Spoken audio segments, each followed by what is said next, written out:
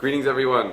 This week's Torah portion is Parshas Shoftim, and it starts off with the commandment to appoint judges to make sure that we have judges judging our cases. If anything comes up and we have doubts on what to do, we have judges who will be able to judge our case. And the requirement is that they have to be obviously very well versed in Torah literature and very, very big scholars, and also obviously very fine character. Now there's another part to this commandment, and that is we also have to appoint what's called shotrim, which are enforcers of the law. So the judge says what the law is, and the enforcers of the law have to enforce it and make sure that that whatever the judge says gets done. Now you would think that somebody whose job it is to be an enforcer, if you wanted to get the criteria down for what that person has to look like, it should be somebody who's really big and strong and muscular, like myself for example. Somebody who can enforce the law and make sure that whatever the judge says gets done. However, the Torah does not give that as a criteria for the guy who has to enforce the law. The criteria that the Torah gives is that he has to be a very, very big Torah scholar and extremely refined character. He has to have a refined character and have a lot of Torah knowledge in his head. And the question is why? If his job is just to make sure that everyone does what they're supposed to when the judge says what to do, who cares how much he knows and who cares what kind of character he has? We need a bouncer, not a Torah scholar. So why is it that we don't care so much about what the physical aspect of the person, but we care more about the spiritual aspect of the person if he's the one that's going to enforce the law. And to understand this, I want to tell you about possibly the worst criminal in the history of mankind, and that was a man named James Allen, who decided one day to rob a grocery store near his house.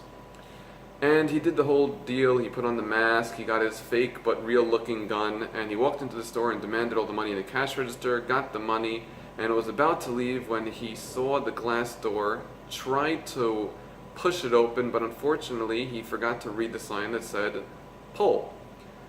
And he kept trying to push, but it wasn't going, and throughout this time it never entered his mind that maybe he should pull the door, and he got so frustrated that he took off his mask right in front of the camera and in front of all the witnesses and tried to kick the door open, but because it was a pull not push door, it had enough strength to withstand his kick, and it sent him flying back into the soda cans. He fell down embarrassingly, and it was so embarrassing that the manager of the store actually felt so bad for him. He helped him up and helped him leave the store without actually taking the money back from the guy, but it didn't make a difference because the cops pulled him over about a minute or two later and arrested him.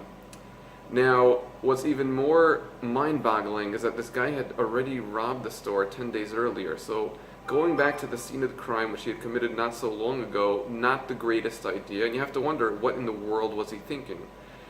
And many psychologists say that if you want to understand a person like this, you have to understand something. People don't withhold from committing crimes because of a fear of getting punished, because everyone says, I'm not going to get caught. But what will stop a person is if they say it's wrong.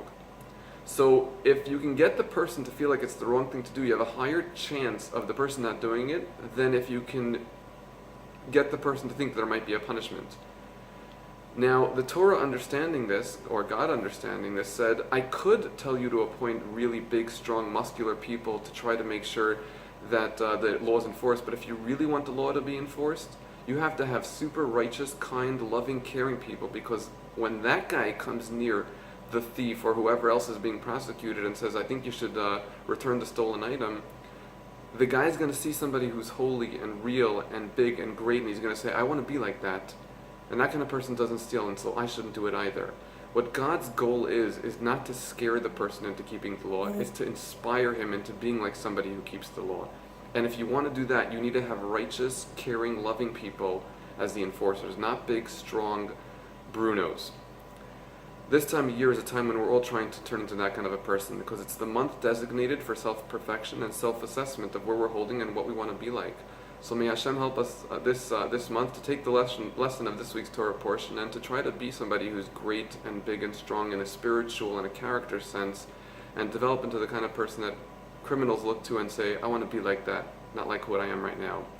On behalf of Makor, have a Shabbat Shalom.